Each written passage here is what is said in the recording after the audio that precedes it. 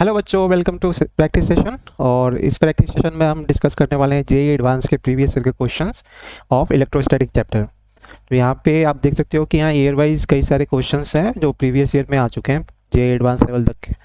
तो हम सबसे पहले एमसीक्यू स्टार्ट करेंगे।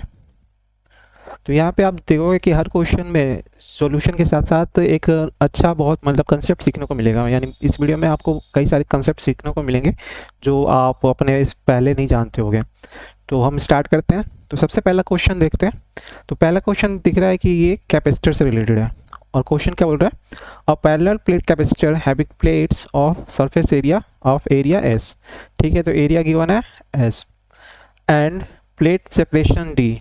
तो टोटल प्लेट सेपरेशन जो है इन दोनों के बीच में वो हो गया डी, और एरिया जो हो गया इसका वो हो गया ए। अब आगे क्या पूछ रहा है? Has capacitance C1 in air. यानी कि जब ये इसके बीच में कुछ फील नहीं था तो इसका कैपेसिटर कितना था, कैपेसिटेंस कितना था? C1। When two dielectric of different relative permittivity μ1 equal to 2 and μ2 equal to 4 are introduced between the two plates as shown in the figure, the capacitance becomes C2। यानी जो नया कैपेसिटेंस आ गया वो C2 है। ये कब है? जब हमने μ1 एंड μ2 इंट्रोड्यूस कर दिया है, और जैसा कि फिगर में दिखा रखा है। तो हमें रेशियो फाइंड करना है C1 एंड C2 का। ओके, अब यहाँ पे देखोगे कि जो हमारा कैपेसिटर ऐसे लगा हुआ है, ये दो प्लेट हो गया, यहाँ पे पॉजिटिव पोटेंशियल है और नेगेटिव पोटेंशियल। यानी कि जो भी चार्ज का फ्लो दिखेगा वो यहाँ ऐसे हो रहा होगा, यानी जो पोटेंशियल डिफरेंस क्रिएट होगा वो ऐसे डिफरेंस होगा। इलेक्ट्रिक फील्ड भी इसी टाइप से। तो अब देखो क्या होगा, हमने क्या किया कि जो ये स्पेस है उनको इस तरीके से भरा है कि ये वाला जो पोर्शन है इसमें μ2 है और बाकी जगह μ1 है। तो हमें बताना है कि नेट कैपेसिटेंस क्या होगा, C2 निकालना है और C1 निकालना है और दोनों का रेशियो निकालना है। तो हम जानते हैं कि C1 तो सिंपली हमारा क्या हो जाएगा, C1 जो हो जाएगा हम फॉर्मूला जानते हैं μ0 A/d। ए हो गया area of plates and D हो गया डिस्टेंस, यानी जब कुछ नहीं फैलता ये अर्थ के बीच में। अब C2 की वैल्यू क्या होगी? तो C2 की वैल्यू के लिए हमें निकालना पड़ेगा नेट कैपेसिटर कितना होगा, यानी कि कॉम्बिनेशन ऑफ कैपेसिटेंस कैपेसिटर। तो यहाँ पे हमारा जो इस तरीके से प्लेट्स है, यानी कि जो चार्ज का फ्लो होगा वो इस तरीके से होगा। डेट मीन्स कि हम क्या कर सकते हैं कि हमारा ये वाला पोर्शन जो है, यहाँ पे हम पोर्शन डिवाइड कर रहे हैं, तो ये देखो ये वाला जो पोर्शन है एक अलग कैपेसिटेंस है, ये वाला एक अलग कैपेसिटर है, और चार्ज ऐसे फ्लो कर रहा है तो ये वाला एक पूरा का पूरा हमने एक अलग कैपेसिटर बना लिया। यानी कि इसको अगर मैं लिख दूँ CA CB और ये CC हो गया, यानी कि तीन कैपेसिटर है वो यहाँ पे फॉर्म हो रहे हैं आफ्टर इंट्रोडक्शन ऑफ जो ये मटेरियल है डाइलेक्ट्रिक। ठीक है, अब देखते हैं इन तीनों कैपेसिटेंस का अरेंजमेंट कैसे होगा। तो हमें चार्ज का जो फ्लो होगा वो इस टाइप से होगा, इस डायरेक्शन में होगा। डेट मीन्स कि ये दोनों जो मिलेंगे आपस में वो सीरीज कॉम्बिनेशन में होंगे, यानी कि हमारा ये बन गया दो कैपेसिटर सीरीज में आ गए, CA CB ये दोनों सीरीज में आ गए। और ये जो CC है इन दोनों के साथ पैरेलल कॉम्बिनेशन है, क्योंकि यहाँ दो पाथ मिल रहा है, या तो चार्ज इधर से चला जाए या फिर चार्ज इधर से चला जाए, तो दो पाथ हो गए। तो डेट मीन्स कि CC जो होगा वो इन दोनों के साथ पैरेलल कॉम्बिनेशन में आ जाएगा। तो ये बन गया हमारा नेट कॉम्बिनेशन का फिगर। अब हमें क्या निकालना है? सिर्फ CA CB इन सब की वैल्यू निकालनी है, उसके बाद कॉम्बिनेशन का फॉर्मूला लगा के फाइंड करना है। अब CA की वैल्यू क्या होगी? तो CA की वैल्यू फिगर से देखोगे तो एरिया क्या हो रहा है, हाफ हो जा रहा है, एंड डिस्टेंस भी हाफ हो जा रहा है, यानी इन दो प्लेट के बीच में डिस्टेंस D/2। तो कितना हो गया μ0 A/2 डिवाइडेड बाय D/2, यानी कि CA की वैल्यू हो गई μ0 A/d। CB की वैल्यू हो गई, अब μ0 की जगह यहाँ पे रिलेटिव परमिटिविटी कितनी दी है, तो ये वाले स्पेस में μ1 भरा हुआ है, और μ1 की वैल्यू क्या है 2, यानी कि ये 2 टाइम्स हो जाएगा, तो ये हो गया 2, यानी कि CA हो गया इतना। अब CB कितना हो जाएगा? CB का भी डायमेंशन सेम ही है जो CA का है, बट रिलेटिव परमिटिविटी इसमें μ2 भरा हुआ है, और μ2 की जगह 4 है, यानी कि ये 4 μ0 A/d हो जाएगा। CC की देखते हैं, इसमें रिलेटिव परमिटिविटी क्या है, μ1 है, तो यानी म्यू वन की वैल्यू कितनी है 2, तो 2 म्यू टू हो गया इनटू एरिया कितना होगा इसका, एरिया इसका हाफ हो जाएगा, प्लेट का एरिया ये हाफ हो गया, यानी कि ये हो गया a/2। एंड इसके बाद जो इसका डिस्टेंस हो गया, डिस्टेंस तो सेम ही रहा, d ही रहा, तो डिस्टेंस d ही रहेगा इसका, तो ये d हो गया। तो इसको सॉल्व करेंगे तो ये कितना आ जाएगा म्यू नॉट a/d, यानी कि तीनों का कैपेसिटेंस हमने निकाल लिया। म्यू सी जो सी आया वो म्यू नॉट a/d आ गया, सी ए जो आया हमारा वो दिस 1, एंड सी बी जो आ गया वो इतना आ गया। अब कॉम्बिनेशन लगाते हैं, कॉम्बिनेशन में सी ए एंड सी बी जो है वो सीरीज में है, तो सीरीज में है मतलब कि C equivalent equal to 1/CA + 1/CB। Resistance वाले से उल्टा होता है, सीरीज में होता है, तो यहाँ पे रेसिप्रोकल करके ऐड करके फिर उल्टा कर देते हैं। तो यहाँ आ जाएगा, इन दोनों को ऐड करना है, तो यहाँ देखें तो D ऊपर म्यू नॉट ए कॉमन, यहाँ 4 + 1 2 आ गया, तो ये आ गया 3, यानी ये 4 हो गया, ये 3 आ गया म्यू नॉट ए। तो सी इक्विवेलेंट इसका जो आ गया वो 4/3 म्यू नॉट a/d, यानी कि सी इक्विवेलेंट आ गया इतना आ गया। अब इन दोनों का तो हमें नेट पता चल गया,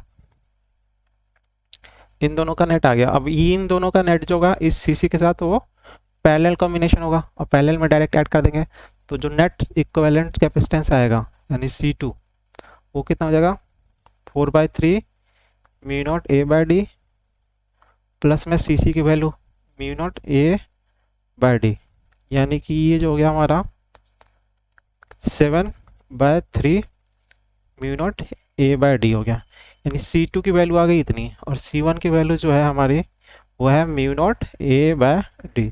तो दोनों का रेशियो निकालेंगे तो C2/C1 जो आ जाएगा वो ये कैंसिल हो जाएगा, तो ये आ गया 7/3। तो ऑप्शन देखते हैं, तो यहाँ पे डी ऑप्शन जो है वो करेक्ट ऑप्शन है।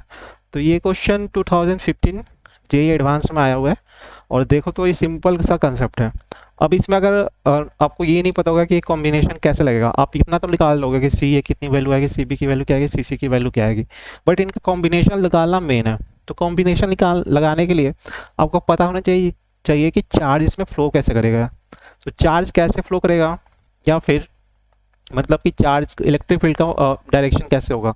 तो यहाँ पे देखोगे कि उसको पाथ जो मिलेगी वो हमेशा चार्ज को पाथ का मोशन जो होगा वो ऐसे होगा, यानी प्लेट्स के परपेंडिकुलर इस डायरेक्शन में हमेशा। तो इस डायरेक्शन में यहाँ पे दो पाथ मिल गई इसको इसको, तो ये पैरेलल कॉम्बिनेशन हो गए, और जबकि ये दोनों सीरीज हो गए। तो ये मेन इंपॉर्टेंट पॉइंट था इसमें। नेक्स्ट क्वेश्चन देखते हैं। ऐसे क्वेश्चन बहुत सारे देखा होगा आपने। अब क्वेश्चन देखते हैं, ऐसे क्वेश्चन ग्रेविटेशन में भी आते हैं, एक बार क्वेश्चन देख लेते हैं। Consider a uniform spherical charge distribution of radius r1 centred at origin O, यानी कि एक स्फेरिकल चार्ज है जिसका सेंटर O है और रेडियस r1 है। In this distribution spherical capacity of radius r2 centred at P with distance OP equal to A equal to R1 minus R2 is made if the electric field inside the cavity at position R is ER then the correct statement बताना है। यानी कि बोल रहा है कि किसी point पे एक तो ये स्फीयर है R1 का, और इस पे यूनिफॉर्म चार्ज डेंसिटी है, इसके अंदर हमने एक कैविटी कर दी, इसका रेडियस R2 है और जो इसके पेरिफेरल को टच कर रहा है, ठीक है, सर्कमफेरेंस को टच कर रहा है। अब यहाँ पे टच कर रहा है और इसका डिस्टेंस हमें पता है, इस कैविटी का सेंटर का जो डिस्टेंस है वो a है, और a equal to R1 minus R2 है। अब बोल रहा है कि किसी पॉइंट पे कैविटी के अंदर किसी पॉइंट पे इलेक्ट्रिक फील्ड जो है वो ER है, तो ER की वैल्यू, उसकी वैल्यू क्या होगी और वो किस पर डिपेंड करेगा ये हमें बताना है। तो इस टाइप के क्वेश्चन हमने ग्रेविटेशन में भी देखा था। अब यहाँ पे देखते हैं कैसे करना है इस क्वेश्चन को। पहले क्वेश्चन नंबर 2, तो दो चीज़ें यहाँ पे इलेक्ट्रिक, ये हमारा स्फीयर है, यूनिफॉर्मली चार्ज स्फीयर है, और इसके अंदर हमने एक कैविटी कर रखी है यहाँ पे, ये इसका सेंटर हो गया। इन दोनों के बीच का डिस्टेंस जो है वो a है, जिसको उसने R2 minus a equal to R1 minus R2 बोल रहा है, यानी रेडियस का डिफरेंस हो गया वो हो गया। और कोई पोजीशन ले लिया, इसमें हमने कोई पॉइंट ले लिया जिसका पोजीशन वेक्टर है inside the cavity at a position R। तो हमें ओरिजिन नहीं पता है, यानी कि ओरिजिन से इसका पोजीशन वेक्टर है, यानी डिस्टेंस हो गया वो R है। तो हम इसको ड्रॉ कर लेते हैं पहले। तो यहाँ पे देखेंगे तो ये दूसरा कलर कर लेते हैं, ये वाला, यानी कि ये तो पॉइंट हो गया P जहाँ पे हमें निकालना है इलेक्ट्रिक फील्ड। और इसका जो पोजीशन है इस ओरिजिन से, यानी कि जो बड़ा वाला स्फीयर है उसके सेंटर से, वो R है, पोजीशन वेक्टर उसका R है। ठीक है, तो हमें इलेक्ट्रिक फील्ड बताना है कि R P पॉइंट पे, यानी कि ER पोजीशन वेक्टर पर, R पोजीशन वेक्टर पे इलेक्ट्रिक फील्ड का वैल्यू क्या होगा।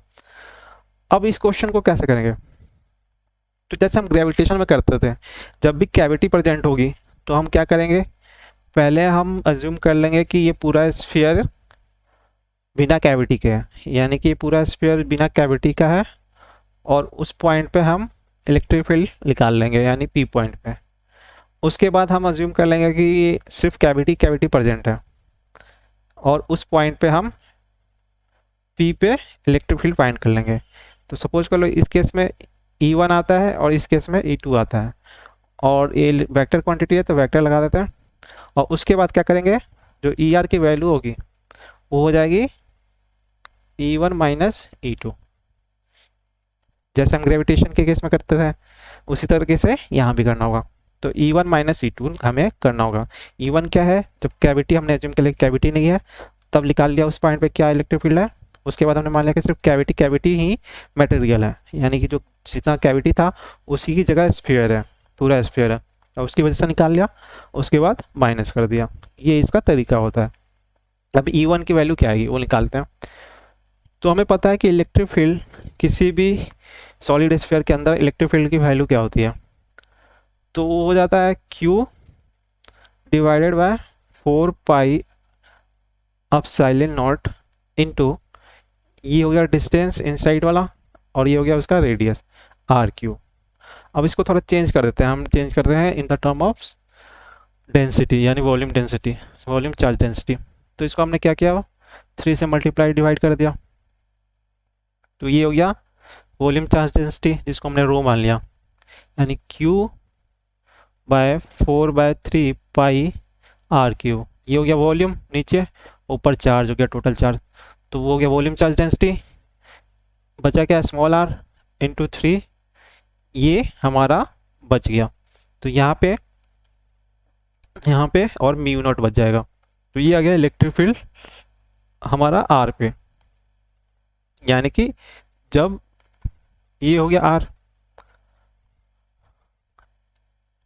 ये हो गया पूरे स्फीयर की वजह से अंदर में कितना था। अब ये छोटा वाला कैविटी की वजह से अंदर में इस P पॉइंट पे क्या होगा, तो इसका जो डिस्टेंस होगा ये इसका सेंटर हो गया, और इसका डिस्टेंस हो गया हमने मान लिया R1। तो सेम फॉर्मूला लिखेंगे, ये E1 हो गया और E2 जो हो गया रो 3 mu naught epsilon not, and R की जगह R1 हो गया, R1, और ये पोजीशन वेक्टर है तो वेक्टर के टर्म में लिख दिया। तो ER जो हो जाएगा हमारा E1 minus E2, E1 minus E2 हो गया, तो डेट मीन्स कि इन दोनों में से माइनस कर लो, तो ये सब तो सेम है तो बाहर आ जाएंगे। बचा क्या, R माइनस R1 का वेक्टर एडिशन, यानी कि सब्ट्रैक्शन बोल लो, ये हो गया। तो अब इनका वेक्टर सब्ट्रैक्शन करना है। तो ये फिगर में देखेंगे, इस वाले फिगर में, तो ये था हमारा R, और R1 क्या है, ये वाली लाइन। तो इन दोनों का वेक्टर सब्ट्रैक्शन करना है, तो इसको हम थोड़ा बड़ा करके बना लेते हैं। ये पॉइंट हो गया ओरिजिन, ये पॉइंट हो गया P, जिसका पोजीशन वेक्टर था R1, और इसको हमने मान लिया ये पॉइंट जो कैविटी का सेंटर है, इसको हम कोई पॉइंट ले लेते हैं C, तो ये हो गया C। और PC जो हो गया हमारा वो हो गया R1, ये हो गया। अब यहाँ पे R माइनस R1 करना है, यानी इन दोनों का सब्ट्रैक्शन करना है। तो सिंपली हम रूल जानते हैं सब्ट्रैक्शन का, कि सब्ट्रैक्शन क्या होता है, एडिशन ही होता है ऑफ नेगेटिव वेक्टर, यानी माइनस R1 का क्या हो गया, वो एडिशन हो गया। तो सिंपली अगर फिगर में देखेंगे तो हम क्या करते हैं, इसको नेगेटिव करना पड़ेगा। तो हमने क्या किया, इसको नेगेटिव करने के लिए इधर मूव कर दिया, यानी इस डायरेक्शन में माइनस R1 आ गया। और हमें पता है कि हम जो वेक्टर है उसको पैरेलली शिफ्ट कर सकते हैं बिना मैग्नीट्यूड चेंज किए। तो R1 को मैंने शिफ्ट कर दिया पैरेलल इस डायरेक्शन में,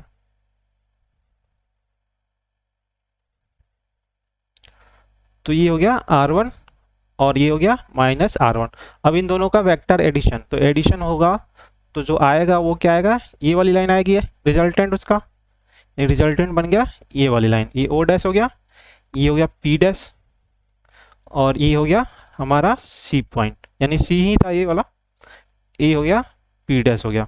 यानी कि रिजल्टेंट क्या आ जाएगा, R माइनस R1 का रिजल्टेंट जो होगा वो O डैश P, और O डैश P क्या है, तो O डैश P जो होगा वो बेसिकली क्या है, हमारा सेम लाइन है जो इन दोनों को ज्वाइन कर रहा था, यानी कि दोनों सेंटर को जो ज्वाइन कर रहा था, दोनों के सेंटर को जो ज्वाइन कर रहा था वही लाइन है, और दोनों को सेंटर को जो लाइन ज्वाइन कर रही थी, यानी ये वाली OP, वो वाली उसकी वैल्यू क्या है, A, यानी कि हमारा जो यहाँ से जो ER आ जाएगा वो हो जाएगा रो 3 म्यू नॉट, और ये आ गया A cap.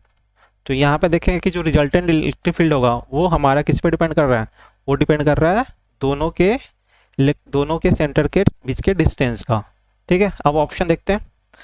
E is uniform, अब दोनों के सेंटर का डिस्टेंस तो कांस्टेंट है, date is R1 minus R2, तो यहाँ पे E क्या है, रो कांस्टेंट ही है, 3 कांस्टेंट है, एप्सिलॉन नॉट कांस्टेंट है, तो ये पूरा इलेक्ट्रिक फील्ड कांस्टेंट हो गया। ठीक है, its magnitude is independent of R2 but its direction dependent. अब ये A पे डिपेंड कर रहा है तो R2 पे तो डिपेंड करेगा ही, ये भी स्टेटमेंट, यानी पहला स्टेटमेंट गलत हो गया। दूसरा स्टेटमेंट क्या है, ये direction depend on R, R1 R पे डिपेंड करता है क्या, नहीं कर रहा, स्मॉल r पे तो डिपेंड नहीं कर रहा, पोजीशन वेक्टर पे डिपेंड नहीं कर रहा, कहाँ पे हम इलेक्ट्रिक फील्ड फाइंड कर रहे हैं, r क्या है स्मॉल r, कि हम किस पॉइंट पे इलेक्ट्रिक फील्ड फाइंड कर रहे हैं इनसाइड में, किसी भी पॉइंट पे फाइंड करें सेम ही वैल्यू आएगी, क्योंकि वो इंडिपेंडेंट ऑफ स्मॉल r है, यानी उस पॉइंट के डिस्टेंस पे डिपेंड नहीं कर रहा, इस वजह से वो सेम ही वैल्यू रहेगी। तो ये स्टेटमेंट जो होगा वो भी गलत हो गया। उसके बाद आ गया हमारा C statement, in uniform E is uniform, its magnitude is independent of A से तो इंडिपेंडेंट है ही नहीं, तो गलत हो गया। ऑप्शन डी बच रहा है, यानी कि डी ऑप्शन जो होगा वो हमारा करेक्ट ऑप्शन हो जाएगा। तो E is uniform but and both its magnitude and direction depends on A। Simply हम यहाँ से देख रहे हैं कि वो A पे डिपेंड कर रहा है, यानी कि दोनों स्फीयर के डिस्टेंस पे, बीच के सेंटर के बीच के डिस्टेंस पे डिपेंड कर रहा है। तो बहुत ही अच्छा क्वेश्चन है, कंसेप्ट है ये, इसमें 2-3 कंसेप्ट हमें पता होगा तभी ये सॉल्व कर पाएंगे। एक तो वेक्टर एडिशन या फिर वेक्टर सब्ट्रैक्शन समझे, और दूसरा ये कि अगर कैविटी हो तो कैसे हम इलेक्ट्रिक फील्ड फाइंड कर सकते हैं। और सेम तरीके से ग्रेविटेशनल फील्ड में भी ये केस क्वेश्चंस बनते हैं इस टाइप के, जहाँ पे कैविटी दे देता है। तो ये इसका ऑप्शन जो होगा वो डी होगा, और एक 2015 में एडवांस में आ चुका है। नेक्स्ट चलते हैं क्वेश्चन नंबर 3। तो क्वेश्चन नंबर 3 देखो, एडवांस में क्या होता है ना, क्वेश्चन दिखने में बहुत बड़े होते हैं, बट उसको अगर देखोगे कंसेप्ट वाइज, तो आप अगर अच्छा कंसेप्ट है, यानी अपने डीप तक उस लेवल तक कंसेप्ट पढ़ा हुआ है, तो आप इजीली हैंडल कर सकते हो। और अगर आपने नहीं भी पढ़ा है तो CBSE लेवल में भी थोड़े बहुत अगर थोड़ा सा दिमाग लगाओगे ना सही से, तो कर सकते हो। अब देखते हैं question. The figure below depict two situation in which two infinitely long static line charges of constant positive line charge density lambda are kept parallel to each other in the resulting electric field point charge q and minus q are kept in equilibrium between them। यानी दो line charges हैं जिनके ऊपर lambda lambda charge है, और उनके बीच में एक प्लस क्यू रख दिया एक में, और एक में माइनस क्यू रख दिया, दोनों इस तरह से लगा है कि इक्विलिब्रियम में है, नेट फोर्स पे भी 0 लग रहा है। If they are given a small displacement about their equilibrium position then correct statement।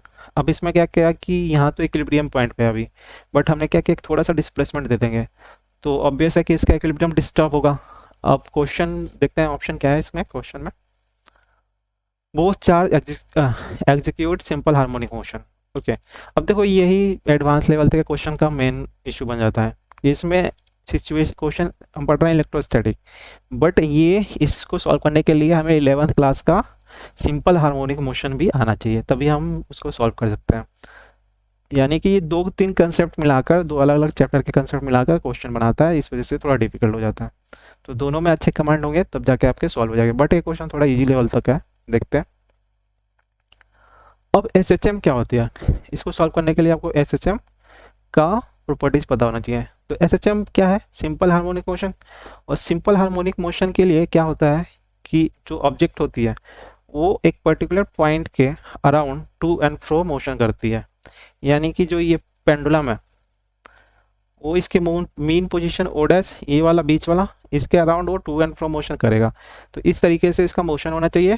और दूसरा इस पे कंडीशन क्या है कि जो इसका एक्सेलरेशन होना चाहिए इस पार्टिकल का, वो इसके डिस्प्लेसमेंट के प्रोपोर्शनल होना चाहिए and negative to the displacement होना चाहिए, यानी कि माइनस थीटा। यानी कि जिधर डिस्प्लेसमेंट हो रहा है उसके अपोजिट डायरेक्शन में क्या होना चाहिए, फोर्स एक्सेलरेशन होना चाहिए, यानी फोर्स उसके अपोजिट डायरेक्शन में लगना चाहिए, तभी ये सिंपल हार्मोनिक मोशन होगा। अब देखते हैं कौन से फिगर कौन से वाले केस में ये दोनों कंडीशन सेटिस्फाई होते हैं। अब देखो इस प्लस वाले में, प्लस क्यू वाले में इसको थोड़ा सा डिस्टर्ब कर दिया, यहाँ पे ले आए, यानी इस लाइन पे ले आए। तो इस लाइन पे लाएंगे तो ये पॉजिटिव है, तो इधर से ये धक्का देगा, यानी कि ये जो राइट वाला वायर है, लाइन है, ये इसकी वजह से इलेक्ट्रिक फील्ड की वजह से इधर धक्का लगेगा और लेफ्ट वाले से इधर लगेगा। बट दोनों से लग रहा है अपोजिट डायरेक्शन में, बट मैग्नीट्यूड देखते हैं। तो इसको मान लो E1 और इसको मान लो E2, यानी जो लेफ्ट राइट वाले से है वो E1 है और जो लेफ्ट वाले से E2 है। अब E1 की क्या होगा कि जैसे हमने यहाँ शिफ्ट किया तो ये जो चार्ज है वो राइट वाले के ज़्यादा नज़दीक आ गया, मतलब इसका फोर्स ज़्यादा होगा, तो इसका इलेक्ट्रिक फील्ड ज़्यादा हो गया एज कम्पेयर टू E2, क्योंकि E2 से तो डिस्टेंस बढ़ गया ना लेफ्ट वाले से, यानी लेफ्ट वाले से इसका डिस्टेंस बढ़ गया, मतलब कि E2 की वैल्यू कम हो जाएगी, यानी नेट जो फोर्स ज़्यादा लगेगा, फोर्स की वैल्यू किधर हो जाएगी, F1 ज़्यादा होगा F2 से, यानी कि वापस जो फोर्स हो गया उसको नेट फोर्स वो मीन पोजीशन की तरफ धक्का देने लगा। अब जैसे ही सेम चीज़ इधर शिफ्ट करेंगे, राइट में करेंगे, तो क्या करेगा, जो लेफ्ट वाला होगा वो ज़्यादा फोर्स से धक्का देगा एज कम्पेयर टू राइट वाले से, और इस वजह से वो वापस वो मीन पोजीशन तक पहुंच जाएगा।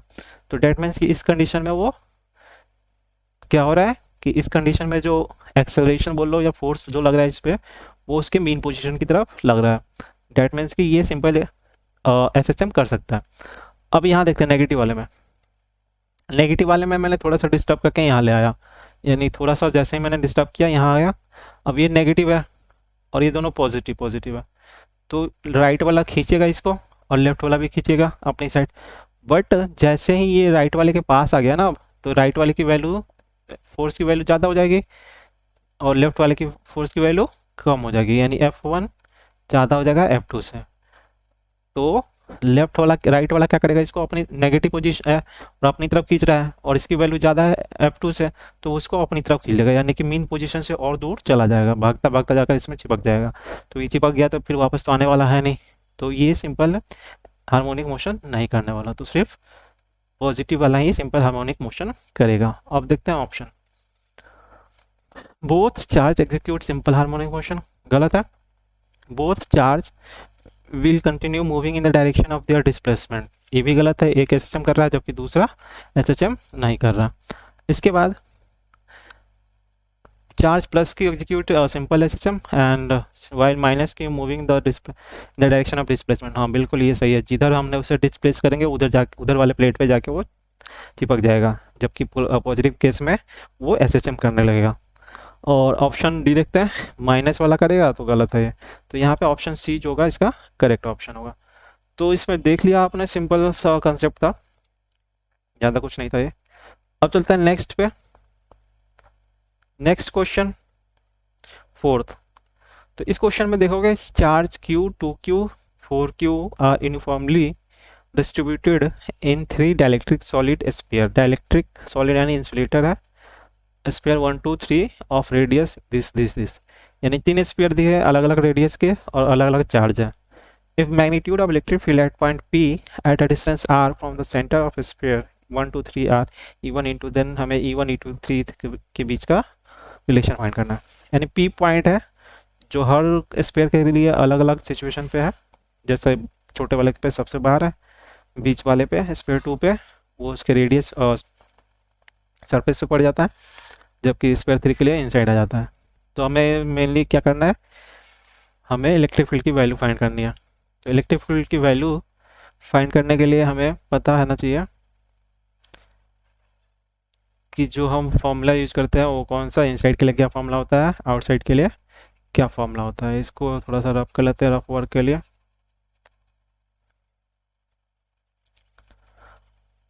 अब देखो, जो आउटर के लिए इलेक्ट्रिक फील्ड का फॉर्मूला होता है वो सिंपली क्या होता है, अगर स्फीयर के केस में तो simple Q divided by 4 pi epsilon naught into 1 by r square. तो ये हो जाएगा हमारा फर्स्ट वाले केस में, क्योंकि ये तो आउटसाइड में निकालना है। और सिंपली अगर गॉसियन सरफेस लोगे इस पे पॉइंट पे तो पूरा का पूरा चार्ज अंदर आएगा। तो Q हो गया 4 पाई एप्सिलॉन नॉट हो गया, और डिस्टेंस हो गया आर स्क्वायर, ये हो गया। यानी E1 की वैल्यू हो गई हमारी दिस वन। E2 की वैल्यू सरफेस पे, तो ये भी सेम ही रहेगा, क्योंकि गॉसियन सरफेस लेंगे आर रेडियस का, तो ये पूरा का पूरा चार्ज इनसाइड आएगा। 2Q है इसका 4 pi epsilon naught r square. इस केस में इनसाइड में है, तो यानी कि ये इसमें हमें उतना ही चार्ज रखना होगा जितना आर रेडियस के गॉसियन सरफेस में आएगा। और इसका फॉर्मूला आ जाता है Q 4/3 आर क्यू। आर क्या है, इसका रेडियस 2r/Q, और डिस्टेंस कितने कहाँ पे निकालना है, P पे, और P जो है वो r डिस्टेंस पे है। तो ये बन गया। तो हमारा जो केस बन रहा है वो बन गया हमारा दिस वन। अब इसको वैल्यू निकालनी है, इसको सॉल्व करना पड़ेगा, उसके बाद हम इसको वैल्यू निकाल लेंगे। तो सॉल्व करेंगे तो कितना आएगा। अब इसमें एक और चीज़ है, चार्ज जो है 4Q है और यहाँ चार्ज 2Q है, ठीक है। अब इसको सॉल्व करेंगे तो ये आ जाएगा 4 कैंसिल हो गया, तो QR/8 पाई RQ। तो RQ की जगह R स्क्वायर ही कर देते हैं इस केस में, देखेंगे। और ये एप्सिलॉन नॉट भी रहेगा इसके साथ, तो ये एप्सिलॉन नॉट हो गया, यानी ये बन गया इसका। और इसमें हो गया, अब कंपेयर करें तो देखें तो ये 1/2 हो जाएगा, तो 1/2 हो गया, इस ये 1 हो गया, और ये हो गया 1/8 हो गया। तो कंपेयर करेंगे तो सबसे ज़्यादा आ जाएगा हमारा ये 1/2। इसमें देखते हैं एक बार, आर रेडियस R स्क्वायर आ गया, टू क्यू आ गया, ओके 1/8। अच्छा, इसमें गड़बड़ होगी, इसको अगर मैं सिंपली रेशियो निकालें तो पाई mu not R square cancel हो जाएगा, इस सब कैंसिल हो गया, इस सब कैंसिल हो गया, और 4 का 1/4 है इसमें 2/4 है, तो 1/4 इसमें कैंसिल एक बार, तो ये डबल आ जाएगा, 2 आ जाएगा, और ये आ जाएगा 1/2 आ जाएगा। तो यहाँ से कंपेयर करें तो सबसे ज़्यादा 2 ये है E2, फिर ये 1 है, तो E1 हो गया, फिर आ गया, उसके बाद आ गया हमारा कौन सा, E3, यानी कि E3। तो इसमें ऑप्शन देखें तो ऑप्शन बन जाता है हमारा, कौन सा करेक्ट ऑप्शन है, तो इसमें जो करेक्ट ऑप्शन है वो C जो है वो करेक्ट ऑप्शन है। तो ये हो जाएगा हमारा ऑप्शन C जो होगा करेक्ट होगा। तो ये सिंपल सा क्वेश्चन था, इसमें अगर आपको पता है कि कौन सा इलेक्ट्रिक फील्ड की वैल्यू इनसाइड क्या होती है, आउटसाइड क्या होती है, सरफेस पे क्या होती है, तो आप इजीली फाइंड कर सकते हो। ये 2014 का क्वेश्चन है। नेक्स्ट क्वेश्चन देखते हैं, क्वेश्चन नंबर 5। अब देखो क्वेश्चन कितना बड़ा दे रखा है, लेकिन क्वेश्चन है इजी। क्वेश्चन क्या है, 4 charges Q1 Q2 Q3 Q4 of same magnitude are fix along the x axis at x equal to -2 है -a 2 है रिस्पेक्टिवली। यानी कि 4 चार्ज को रख दिया अलग अलग पोजीशन पे, एक positive charge plus place on the positive y axis at a distance b greater than 0। इस पॉइंट पे रख दिया। Option of the sign of this charges are given. अब बता रखा है यहाँ लिस्ट 1 बना दिया, लिस्ट 2 बना दिया। इसमें बता दिया कि अगर सारे पॉजिटिव होंगे तो नेट फोर्स किधर लगेगा, ये सब हमें बताना है। Direction of force on the charge Q is given in the list 2 में, ठीक है। ये फोर्स का डायरेक्शन हो गया, ये चार्ज का साइन हो गया। तो हमें मैच करना है 1 और 2 उसके साथ, ठीक है। अब देखते हैं पहला ऑप्शन क्या है। पहला बोल रहा है कि सारे पॉजिटिव है। अब सारे अगर पॉजिटिव होंगे ये, और जो क्यू है वो भी एक हमारा पॉजिटिव चार्ज है, ये क्यू जो है वो भी पॉजिटिव चार्ज है, तो क्या करेंगे, ये सारे रिपेल करेंगे।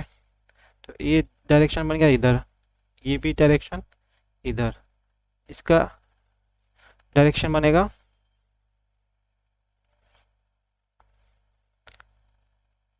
ये हो गया इतना। तो ये दोनों मिलके हो जाएंगे इसके, और जो एक्स कंपोनेंट कैंसिल हो जाएंगे, सिर्फ वाई कंपोनेंट बचेगा। तो यानी वाई डायरेक्शन में सेम तरीके से Q1 एंड Q4 का सिर्फ वाई कंपोनेंट बचेगा। तो इसका करेक्ट ऑप्शन जो होगा वो प्लस वाई, यानी थर्ड जो हो जाएगा इसका करेक्ट है। ऑप्शन में देखा तो ए एंड सी में। अब देखते हैं आगे। Q1 Q2 is positive and Q3 Q4 is negative. यानी क्या कर दिया इसने, Q1 Q2 पॉजिटिव है, यानी ये दोनों पॉजिटिव हो गया, एंड Q3 Q4 नेगेटिव है।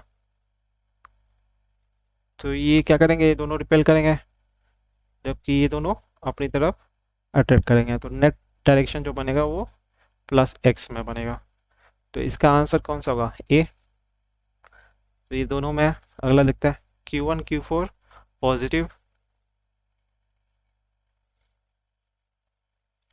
Q1 Q4 पॉजिटिव, ये दोनों पॉजिटिव और ये दोनों नेगेटिव। तो ये दोनों पॉजिटिव है तो ऊपर की साइड धक्का देंगे इसको, और ये दोनों नेगेटिव है तो इधर की साइड खींचेंगे।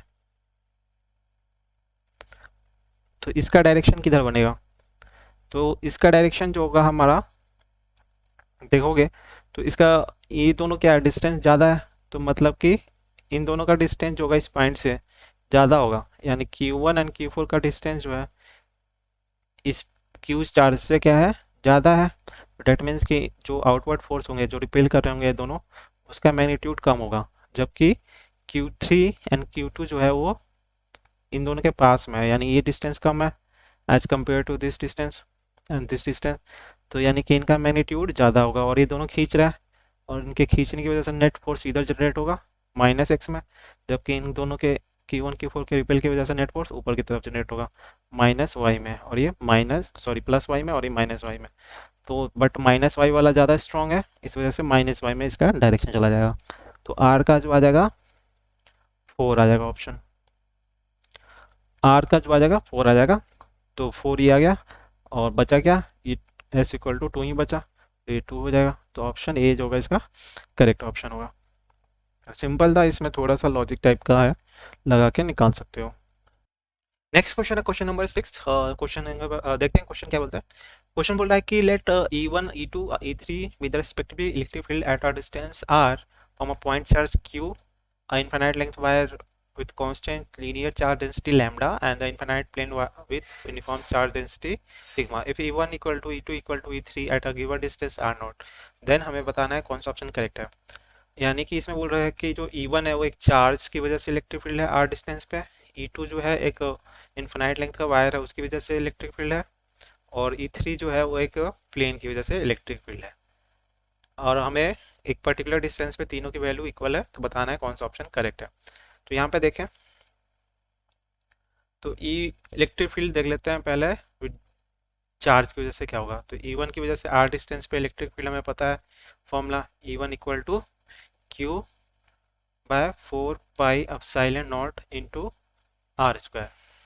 उसके बाद प्लेन वायर की वजह से क्या होगा, इनफाइनाइट लेंथ की वायर की वजह से E2 equal to lambda 2 pi epsilon naught into r. And third है प्लेन की वजह से, तो हो जाएगा सिग्मा बाय 2 एप्सिलॉन नॉट। ये तीनों की वजह से इलेक्ट्रिक फील्ड हो गया। अब बोल रहा है कि आर नोट डिस्टेंस पे तीनों इक्वल है, तो तीनों को हम इक्वल कर दे रहे हैं, तीनों को इक्वल कर देंगे, तीनों को इक्वल कर देते हैं, तो क्या बनेगा, तो यहाँ पे आ जाएगा हमारा, तीनों जब इक्वल करेंगे यानी कि हम दो दो को इक्वल करके देखते हैं वैल्यू क्या आती है। तो Q equal to E1 E2 करते हैं पहले, E1 equal to E2 r naught distance के लिए, पाई ई नॉट, और ये हो गया आर नॉट स्क्वायर, और यहाँ हो गया lambda, lambda 2 pi epsilon naught into r naught. यहाँ से क्या होगा, Q/2 r naught equal to lambda आ जाएगा, लैम्डा की वैल्यू ये आ जाएगी। इसके बाद देखते हैं दूसरा रिलेशन। तो दूसरा रिलेशन में अब यहाँ पे एक रिलेशन हम क्या करते हैं, इस दोनों को रिलेट कर देते हैं, क्यू E1 एंड E3 को, E1 equal to E3 at r naught. तो यहाँ आ जाएगा Q4 pi epsilon naught r square equal to sigma 2 epsilon naught. तो यहाँ से Q की जो वैल्यू आ जाएगी, Q जो आ जाएगा हमारा वो कितना आ जाएगा, Q की वैल्यू जो आ जाएगी that is equal to mu naught cancel, 2 pi r square into sigma, यानी Q की वैल्यू ये आ गई। अब देखते हैं ऑप्शंस। तो ऑप्शन ए बोल रहा है Q equal to 4 sigma pi r naught square, यहाँ हमने देखा 2 का मल्टीप्लाई है, तो ये ऑप्शन गलत है। दूसरा है रिलेशन पूछ रहा है लैम्डा एंड सिग्मा के बीच में, यानी कि सेकेंड एंड थर्ड इक्वेशन को इक्वेट करना है हमें पहले। तो 2 pi epsilon naught r, r naught पे इक्वल है सिग्मा 2 एप्सिलॉन नॉट।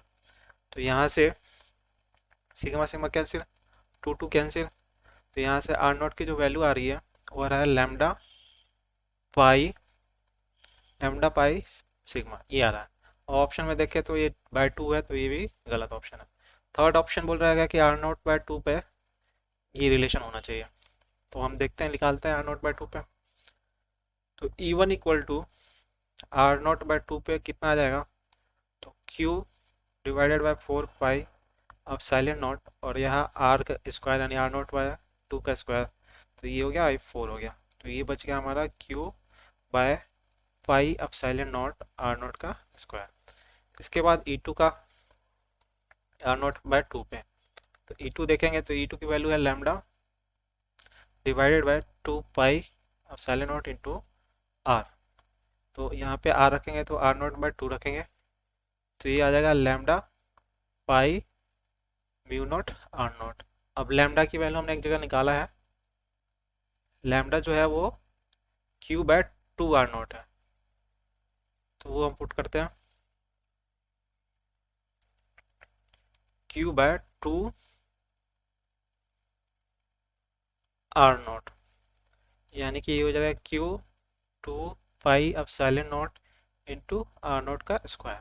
अब कंपेयर करना है E1 एंड E2 के बीच में। तो यहाँ देखोगे तो E1 जो है वो 2 टाइम्स है E2, कब के लिए, जब आर नॉट, आर जो है आर नॉट बाय 2 के लिए, यानी जब डिस्टेंस इतना है तब दोनों का रिलेशन ये बन रहा है।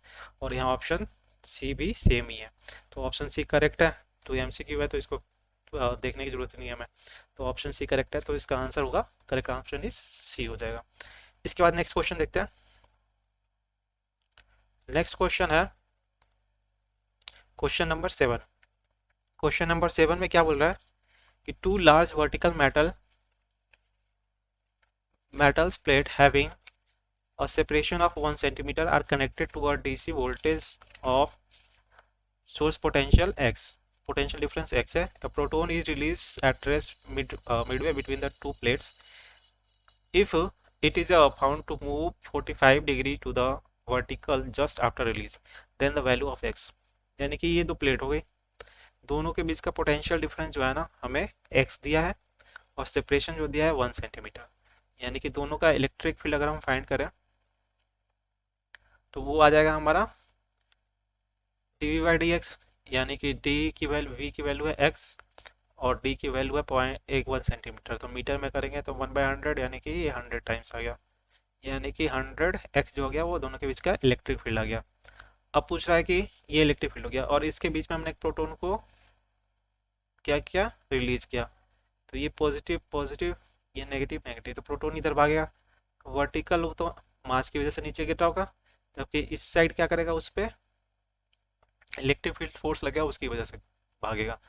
तो यहाँ पे जो इलेक्ट्रिक फील्ड फोर्स लगेगा उसकी वजह से भाग रहा होगा, जबकि इधर के साइड में वो वेट की वजह से गिरेगा, और इस वजह से उसका रिजल्टेंट का एंगल जाएगा जो 45 डिग्री बना रहा है, यानी कि tan 45 डिग्री जो हो जाएगा वो हो जाएगा E इंटू क्यू, ये electric force divided by mg। यहाँ से हमें फाइंड करना होगा। तो tan 45 1 होता है, यानी कि mg equal to e q, और mg की वैल्यू क्या होगी, मास हो गया 1.67 इंटू 10 टू पावर माइनस 27, और g की वैल्यू होगी 10, और इलेक्ट्रिक फील्ड की वैल्यू हो गई इसकी 100x, और r की वैल्यू होगी, ये क्या है, क्यू की वैल्यू होगी 1.6 into 10 to power minus 19 coulomb. और यहाँ से जब सॉल्व करेंगे तो x की वैल्यू क्या नीचे आ जाएगी हमारी 1 इंटू 10 टू पावर माइनस 9 आ जाएगी, यानी जो x होगा, यानी जो पोटेंशियल डिफरेंस होगा दोनों के बीच में। अच्छा, यहाँ पे एक और चीज़, यहाँ जो फोर्स लगेगा इस पे, जो ओरिजेंटल फोर्स लगा इलेक्ट्रिक फील्ड, एक तो ये रिपेल करेगा और दूसरा ये अट्रैक्ट करेगा, यानी दो फोर्स हो जाएंगे, यानी 2 EQ हो जाएगा, तो ये 2 EQ हो जाएगा, और यहाँ से ये डबल हो जाएगा, यानी 200 टाइम्स हो गया। तो यहाँ से सॉल्व करने पे ये हमारा आंसर आ जाएगा। तो करेक्ट ऑप्शन जो होगा इसमें ऑप्शन नंबर सी होगा। तो सिंपल क्वेश्चन था, इसमें ज़्यादा कुछ करना नहीं था, बस इसमें मेन क्या है कि इलेक्ट्रिक फील्ड यहाँ कैसे निकलेगा और इलेक्ट्रिक फील्ड से पोटेंशियल कैसे निकलेगा वो निकालना है, यानी वो रिलेशन फाइंड करना था। नेक्स्ट क्वेश्चन है क्वेश्चन नंबर 8। क्वेश्चन नंबर जो 7 है वो 2012 में आया हुआ है एडवांस में, और क्वेश्चन नंबर 8 जो है वो भी 2012 में है। Consider a thin spherical shell of radius r with centre at origin carrying uniform positive surface charge density.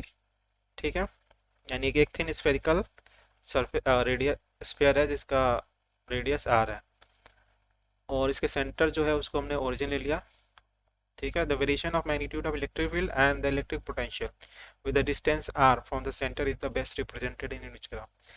तो हमें पता है कि जो इलेक्ट्रिक फील्ड का रिलेशन बताना है r के हिसाब से, तो इनसाइड इलेक्ट्रिक फील्ड तो जीरो हो जाएगी, यानी जब तक r इक्वल टू r नहीं हो जाता, लेस देन r रहता है, तब तक वो इलेक्ट्रिक फील्ड जीरो रहेगी।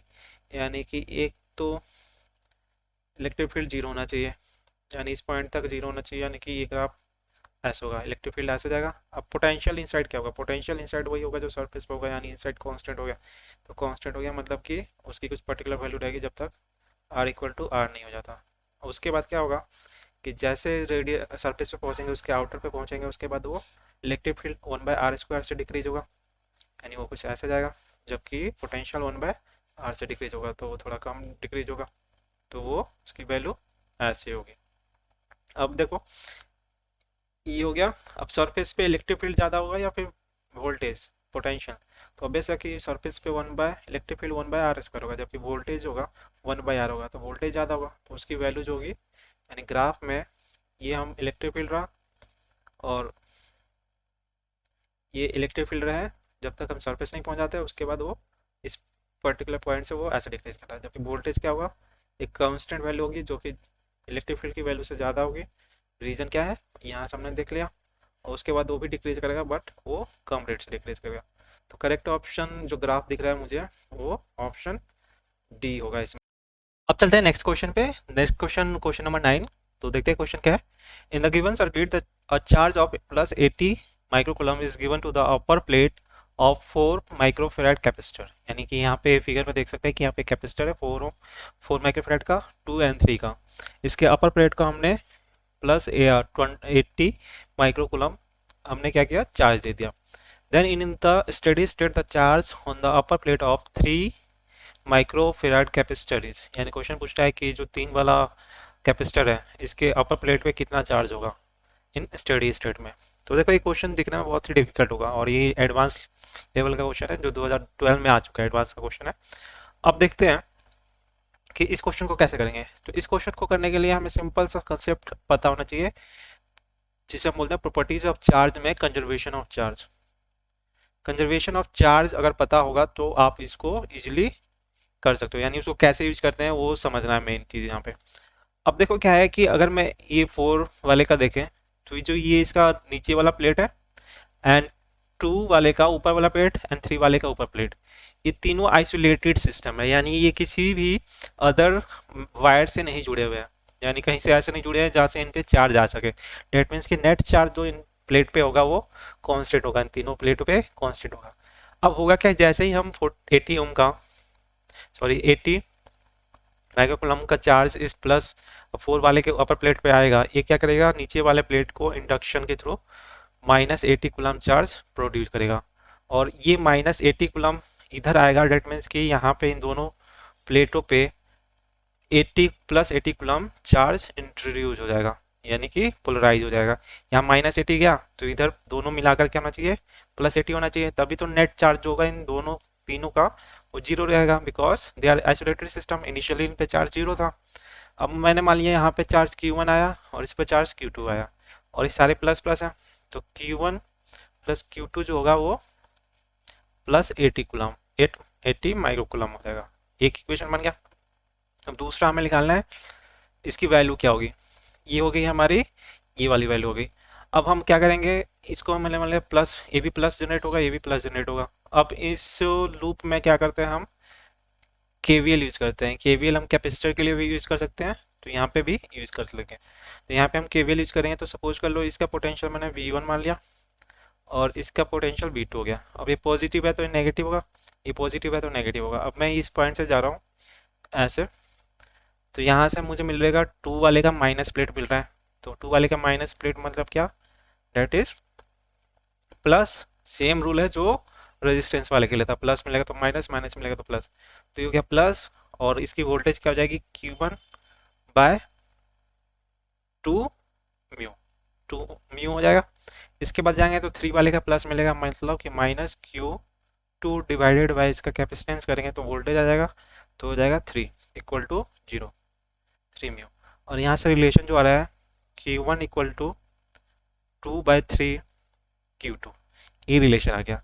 अब इसको हम यूज करेंगे फर्स्ट इक्वेशन में, तो Q1 की जगह आ जाएगा 2/3 Q2 + Q2 = 80 माइक्रोकूलम, और यहाँ से आ जाएगा 5/3 Q2 = 80 माइक्रोकूलम। और यहाँ से कैलकुलेट करेंगे तो Q2 जो आ गया हमारा 16 × 3 यानी 48 माइक्रोकूलम, और ये प्लस वाला है, यहाँ प्लस है तो इस वजह से प्लस आएगा। यानी कि ऑप्शन Q2 जो आ गया है, यानी Q2 क्या था, 3 माइक्रोफेराड के अपर प्लेट पे चार्ज, और ये कितना आ रहा है, +48 माइक्रोकूलम, जो कि ऑप्शन में देखें तो ऑप्शन सी ऑप्शन जो है सेम है, यानी कि सी ऑप्शन जो होगा वो करेक्ट ऑप्शन होगा। तो 9th का क्वेश्चन में कैपेसिटेंस का क्वेश्चन था। अब इसको देखो, क्वेश्चन बहुत डिफिकल्ट लग रहा है, बट इसको हमने क्या क्या यूज किया, पहला कंजर्वेशन ऑफ चार्ज। कोई भी आइसोलेटेड प्लेट्स हैं तो वो अगर कोई बाहर से ऐसे प्लेट से कनेक्टेड नहीं है जहाँ से चार्ज आ सके, तो उसका इनिशियल चार्ज सेम रहेगा, यानी जो कंजर्वेशन ऑफ चार्ज फॉलो करेगा, यानी कि टोटल चार्ज ऑलवेज सेम रहेगा। और दूसरा जो इसमें हमने यूज किया KVL, तो KVL कैसे यूज करेंगे, इसमें ये वाला प्रोसेस पता होना चाहिए, तभी जाके सॉल्व होगा।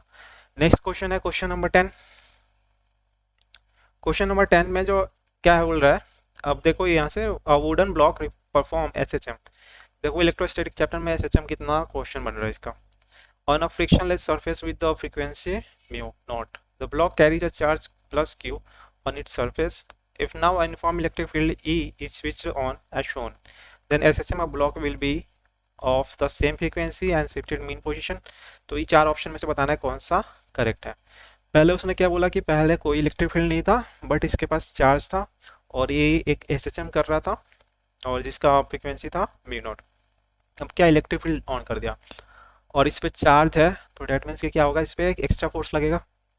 डेट मीन्स कि अब इस पे एक एक्स्ट्रा फोर्स लगेगा और वो इसकी मीन पोजीशन को शिफ्ट कर देगा। रीजन क्या है, जैसे ही हम इलेक्ट्रिक फील्ड इसको ऑन करेंगे और ये प्लस चार्ज है, तो इस पे एक प्लस फोर्स इधर डायरेक्शन में लगेगा राइट साइड में, और वो क्या करेगा, स्प्रिंग को कंप्रेस करेगा। तो स्प्रिंग को कंप्रेस करके एक ऐसे पोजीशन पे ले आएगा जहाँ पे एक नया मीन पोजीशन जनरेट हो जाए, यानी कि जो फोर्स लग रहा होगा F दैट इज QE, इसको बैलेंस करने के लिए उसने क्या किया, स्प्रिंग को कंप्रेस कर दिया।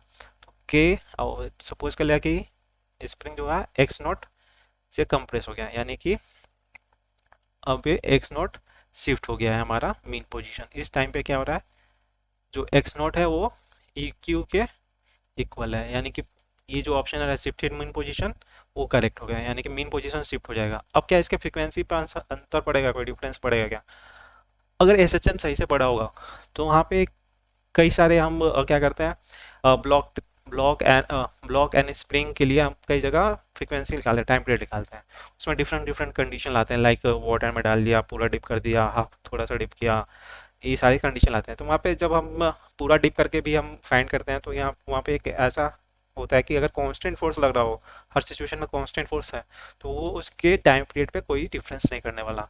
तो यहाँ पे भी अगर देखें तो इलेक्ट्रिक फील्ड तो कांस्टेंट है, यानी कि ई क्यू हमेशा लगेगा, वो मीन पोजीशन पे रहेगा तब भी, एक्सट्रीम पे रहेगा तब भी, यानी थ्रू आउट मोशन वो लगता ही रहेगा और कांस्टेंट वैल्यू है।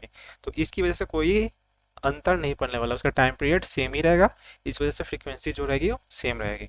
ये तो स्टेटमेंट के थ्रू हो गया। अगर उसके थ्रू बोले तो अगर आपको टाइम पीरियड निकालना आता है स्प्रिंग ब्लॉक सिस्टम का तो आप इजीली कर सकते हो।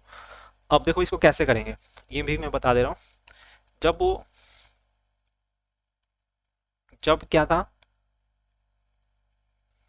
नया इसका मीन पोजीशन ही रहा, उसने कंप्रेस कर दिया है और इस पे आ गया के एक्स नॉट फोर्स लगा रहा है, और वो फोर्स किसको बैलेंस कर रहा है, ई क्यू को बैलेंस कर रहा है। अब इस पोजीशन से हमने इसको हल्का सा शिफ्ट किया, धक्का दिया, तो अब नया फोर्स जो हो जाएगा वो के एक्स नॉट प्लस एक्स, और ये किधर लगेगा, लेफ्ट डायरेक्शन में, ये स्प्रिंग फोर्स लगेगा।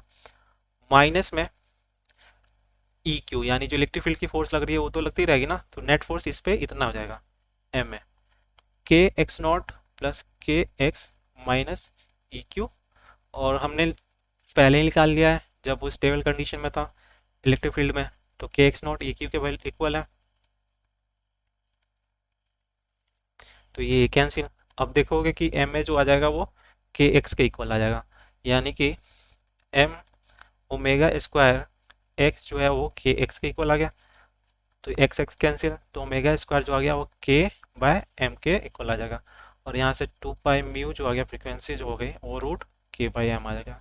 तो यहाँ इलेक्ट्रिक फील्ड का कोई टर्म ही नहीं आ रहा, डेट मीन्स इलेक्ट्रिक फील्ड से कोई असर नहीं पड़ने वाला, फ्रीक्वेंसी वही है जो पहले फ्रीक्वेंसी थी। तो अगर कांस्टेंट फोर्स लग रहा है तो वो स्प्रिंग ब्लॉक सिस्टम का टाइम पीरियड को इफेक्ट नहीं करने वाला। तो इसका ऑप्शन जो होगा करेक्ट होगा, एक तो सेम फ्रीक्वेंसी रहेगी, और दूसरा shifted mean position right side में शिफ्ट हो गई है, तो ऑप्शन ए जो होगा इसका करेक्ट ऑप्शन होगा। तो इस क्वेश्चन को करने के लिए आपको एसएचएम का अच्छा नॉलेज होना चाहिए। सिंपल है क्वेश्चन इलेक्ट्रोस्टैटिक में, मगर इलेक्ट्रोस्टैटिक छोड़ के ये एसएचएम का डीप कंसेप्ट पूछ रहा है, तो इस वजह से ये क्वेश्चन काफ़ी अच्छा है, और ये 2011 में आईआईटी में आ चुका है। तो ये थे हमारे 10 क्वेश्चन। होप बहुत सारा कंसेप्ट आपने सीखा होगा, एंड इफ़ अगर कोई भी डाउट हो तो you can comment, and please like share and subscribe. Thank you.